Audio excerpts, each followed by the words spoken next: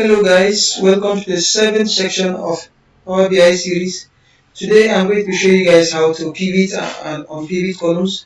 I'm going to also show you guys how to organize your queries and format it properly. I'm also going to show you guys how to increase your model performance. So here you can see I have three queries already, GDP by country from 1960 to 2016. So we're going to go ahead and make this into one query. Then we are going to pivot the query and also unpivot it, and I'll show you the other business of the day. So let's go ahead and merge these particular queries here. I've already created a video on how to merge queries, so I'm just going to speed up this process. If you don't understand much about merging, then I'll advise you to go and watch the previous video on merging queries. And also I'm going to provide these queries here in the Google Drive link. You can go ahead and download it in the description. So the first thing you need to do is we are going to click the first one, and let's go back to our home and come to merge queries here. We want to make it as a new. I'm not going to be explaining much about this because I've already created a video and I've explained a different type of join that we should do and when we should use them. So if you don't understand much about what I'm doing here, as I've said, I'll advise you to go and watch my previous video on how to merge queries. So here I'm just going to remove this because we don't need them. And from 1960 to 1999, which is what we're supposed to have here. Yes, 1960, yes, 1999. So let's go ahead and merge. Let's go ahead and merge this one with the last one, which is 2016. So I don't need to create another new query. I'll just merge it into this one. And there you go. Okay, let's expand this. As I've said earlier before, if you don't understand what I'm doing now, please watch my video on how to merge queries. So here we have made this 3 GDP from 1960 to 2016, and here you can see this GDP of many countries from different years from 1960 to 2016. So if we want to change this particular column headers, the years, into rows and the values all formatted into one, such that we have the country appearing more than one, how do we do that? That is where the pivot and unpivoting of columns comes in. Let's go ahead and move this to this thing here. Columns here, we don't need them. We just remove them so that we have the country name and the country code. So the first way to unpivot is you can highlight the column that you want to pivot. Here I can just click my shift. I'll click my shift and drag my mouse down to the end. You can see how it is moving down to the end, 2016. So once I do that, let me go back and see to be sure that I started from the first columns. And the first column here is 1960. So I can just come to transform here and this unpivot. And this unpivot here, I can either unpivot columns or unpivot only selected columns. Whichever of these ways whichever of these ones, you can just click on the column and unpivot columns, or you can just do this. Whichever of this one you do will do this for us. So let's unpivot only selected columns. And here you can see it has been formatted properly. And you can see Aruba is appearing more than one with all the years they were used as the columns and the values they were used as the rows, all formatted on the same rows. So here you can see this is how you unpivot it. Then pivoting is just the opposite of this. When you talk about pivoting, it's just like you returning it back to the way it was before. That's you pivoting rows back to columns and pivoting columns to rows. So I can just come here and pivot this. And when I want to pivot this, it's going to ask me, I want to use the attribute, and the attribute are the years, and the one that we use as the columns names, and I'll use the values as the values as the one for the rows. So if I just click OK, it should return back to the way it was before. But here you can see we did a mistake. And what is the mistake that we do? We are supposed to sort this in ascending order before we can pivot it back. If not, you can see here we're not having it the way it was before. So let's go ahead and remove this particular action, and let's sort this in ascending order.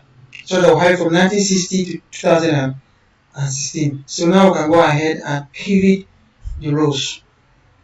And now we'll pivot, and now, okay, we have to select it first. We selected these two, so we'll pivot the columns. So you see, now we should have what we had before, which is 1960 to 2016. Are you seeing it? This is the first way to unpivot columns. Then what's the second one, which I recommend, is very easy. You can just select the column that you don't want to pivot, and you can go ahead and pivot the others. So let me just select this country name and country code, and I can just come to on pivot columns here, and look at it, I'll pivot other columns. So once I do that, it will go ahead and pivot other columns. It's very easy and very fast, which is the easiest way, instead of you selecting all the whole columns, because you might do a mistake and miss out one column. So it's better for you to just select the ones that you don't want to pivot and pivot the others. So this is basically how you pivot and unpivot columns. The second thing I want to show you guys is how to organize your queries. Here I just have some few queries here, but let's assume I have up to 15 or many queries, and these queries belong to different kind of groups. How can I organize them? Well, you just come and click outside here on this empty field here. Just right click on it and you see new group. Click on new group and you can give the new group name. I can decide to call my countries because I want to group all those countries into one. I can go ahead and also add a description, and if I click OK now, you see a new group will be created. And here there are many ways of adding it. I can just right click and move it to group, move it to country group, and that will move in, or I can just drag it and drop it inside. This is another way of grouping, and you can see everything is now, and the other queries are now grouped into one, and everything is now formatted properly. This is how you can group and organize your queries, and everything, your query editor will be properly, and you can do your work properly nice. The other one is, how do you improve your model performance? You can see that here I have up to GDP by country from 2016 all merged into one. If I go ahead and close and apply this, now, this query editor is going to load all these queries into the model, and we don't need that because everything we want has been made into only one query. So the next thing we need to do is we can unload these particular queries from being loaded into the model. And how can we do that? You can just right click on it and check out this enable load. And once I do that, you see that the formatting will change. It has changed from the area format to an iterative format. So here I can just go ahead and remove these ones. I don't need them to be loaded into the query editor. Are you seeing them? Let me remove enable load. So you can see this is how you can basically increase your query performance. Then what is the second one? The second one is you can see that here this particular three data set, these queries here were being loaded from one source. And what if I want to have a duplicate of it? I want to work on duplicate of it. Instead of me loading this particular data again directly from the source, I can decide to have a reference of it. Let me show you the difference between the reference and the duplicate. Look at it. So let me enable this first. Let me assume this is enabled. Then let me create a duplicate of this. Let me create a duplicate of this. Let me also create a reference of this. Are you seeing it? So now I have a duplicate and I have a reference. So let me show you. Let's go to this view. Let's go to query dependency. Let us enlarge this here. Then let me zoom in a little bit so that you can see it properly. So here you see, this is how the tree look like. You can see that GDP from 1960 to 1920 to 1999 were merged into one. Then this was made into this and updated to be an updated version of 1960 to 2016.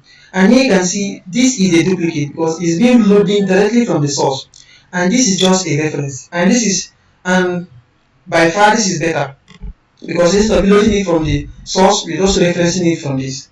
And this is actually very nice, and you can also go ahead and also improve the memory performance and all that. For this video, that will be all.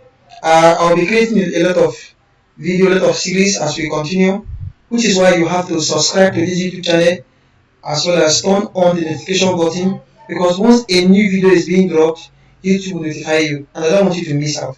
And for this particular section of the video, if you have any question or you have any complaint that you want me to attend to it, you can go ahead and drop it in the comment section and I will attend to it immediately. Thank you for watching. Stay blessed.